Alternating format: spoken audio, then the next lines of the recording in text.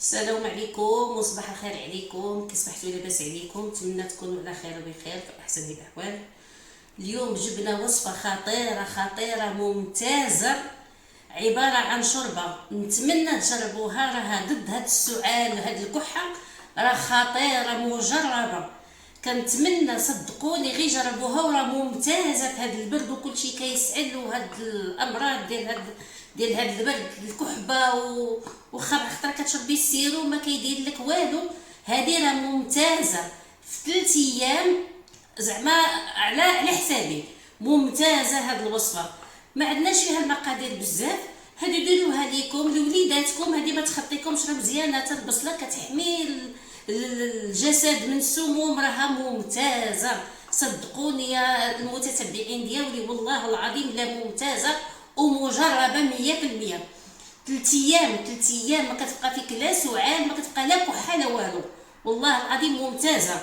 ما فيهاش المقادير بزاف، فيها عندنا هنا كتاخدي 4 البصيلات كبار، ولا 3 كبار ولا 4 على حساب نتوما واش غادي اللي معاكم غادي تشربوه. عندنا هاد الباديان، هاد النجيمات الباديان، ها هما هاد النجيمات. كتاخدي 5 ديال النجيمات او لا 4 حتى 6 ماشي مشكل. عندنا هنا حبات ديال القرنفل المسمار، ها هما كتاخدي 5 حتى 6، ما تفوتيهمش لان هذا سخون حتى هو بزاف. اما 5 او 6 ديال القرنفلات. عندنا هنايا الماء اللي كنديروه في البصل. راه الوصفه ممتازه وخطيره، ما غنقول لكمش خطيره.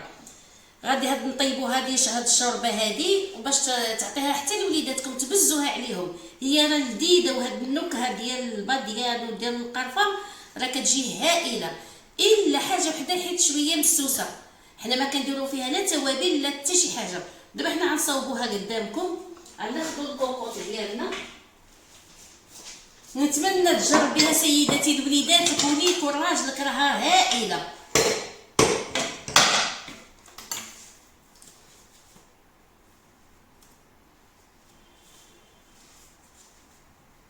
ندير الشمار ديالي.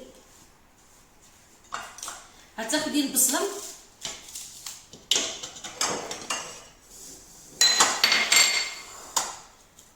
كتقطعيها كيف ما قطعتيها هكا، حيت حنا غادي نطحنوها. قطعيها كيف ما بغيتي، على 4 ولا على 2 كيف ما درتي لها، لانه غادي تطحن. نتمنى تجربوها مع هاد الفيروس ومع هاد الوباء. نطلبوا الله يحمينا منه ويرفدوا علينا، الله يرفع علينا هاد الوباء. ولينا كنسمعوا بزاف الاسماء، ها كورونا، ها الاسماء كثيره. الله يجعل به هو يحمينا وصافي. نطلبوا الله ويحمي وليداتنا. غنديروا البصله حنا قطعناها على هذا الشكل هكايا، قطعيها كيف ما قطعتيها. عندنا هنايا 5 ديال الباديانات، يمكن ديري 6 أو 7 ماشي مشكل، راها زوينه هذه راها مفيده بزاف. وعندنا القرنفل هنايا درت انا 5، يمكن لك ديري 6، يمكن لك ديري 4، انت اللي بغيتي. المهم على هذا القياس هذا. غادي ناخذوا الماء. انت الا بغيتي ديريها هاد الشوربه، بغيتي ملي طحنيها ديريها ثقيله، توكليها لهم بالمعلقه، لان الوليدات ديالنا ما كيبغيوش. ولكن كل وحده، كل ام عندها الحيه ديالها باش توكلها لوليداتها. بالمعلقه ديريها بحال فولوتي، اولا كديريها ماويه تشربيها له بحال هكا في الزليفه وتشربوها حتى نتوما، راه ممتازه. دابا حنا غادي نسدوا على الكوكوط ديالنا، غنديروا هاد الحاجه ديال هاد البصله ان شاء الله. غنديوها دابا نشعلوا عليها على ما طيب. ودابا خوتي راه هاد الطنيجره ديالنا ديال البصيله اللي قلنا لكم ها هي طابت. هذيك الشوربه اللي طيبنا ها هي كتجي ممتازه. غادي نحيدوا منها دابا داك، نحيدوا منها هاد النجيمات، ما غنطحنوهمش معاها. هاد النجيمات نحيدوهم هما وداك القرنفل. كيف ما قلت لكم، اللي بغى يطحنها ماويه يطحنها، واللي بغى يديرها على شكل فولوتي وعلى حساب الوليدات يديرها. صدقوني البنات راها ممتازه، وديروها لوليداتكم. انا بعدا بحال هادشي كنديرو لولدي، كاع ما كنبقى نقوي له قوه الدوايات. والله العظيم الا كينفعو هذاك الشيء تينفعنا حتى حنا. قوه الدواء تاني راه بزاف. الانسان ما يعقلش على وليداتو، راها وصفه فعاله، الله يهديكم الا ما ديروها لوليداتكم. دابا غنديرو هاد البصيله ديالنا في مول الناس، وانتوما ديروا المرق اللي قدكم بغيتوها على حسب ما طحنوها.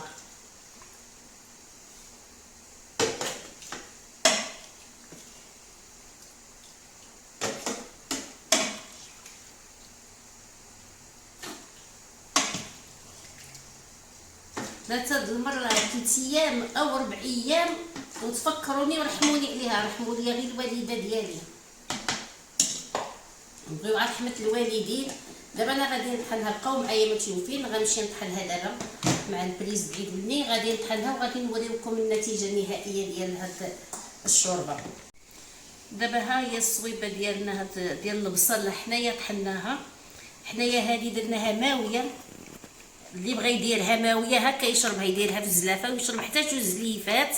راه كنديروا لها الزيت البلديه نزيدوها، وهذه درتها شويه قاصحه على حساب بحال هكا لوليداتنا، يمكن توكليها لولدك هكا بالمعلقه، كتزيدي لها الزيت، ضروري من زيت البلديه في الاخير، ضروري الزيت البلديه ما طيبش معاها حتى تبغيو تاكلوها، عاد ديروا لها الزيت البلديه.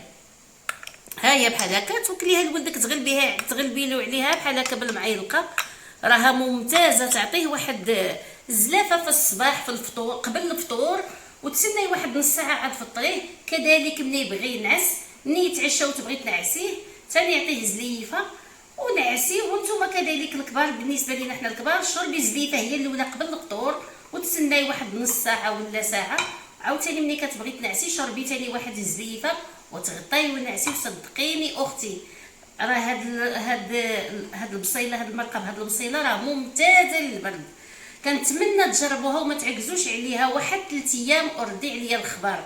راه وصفه خطيره كنقولها لكم، ومجربه 100%، ممتازه، ما فيهاش القوام كتير، زعما ما فيهاش لا تكلفه لا والو. البصل موجود في الدار، ضروري كتخدمي به. الباديه حتى هو كيكون عندك في الدار، اليوم راه تبارك الله السيدات كلشي كتلقاي عندهم، بغيتي قرنفل، بغيتي القرفه، بغيتي كلشي عندنا الحمد لله.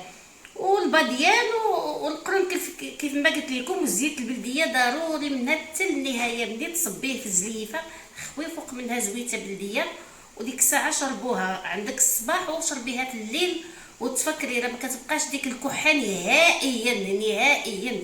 نتمنى اخواتي تجربوها وتدعيو لنا غير بدعيوه ديال الخير، وان شاء الله يجعل ربي يرفع علينا هذا الوباء. نطلبوا الله مع هذا البرد هذا، راه هاد الفيروسات كثروا بزاف والامراض ديال البرد بزاف، ونتمنى تجربوها وتاكلوها بالصحه وبالراحه وبالشفاء ان شاء الله. والسلام عليكم.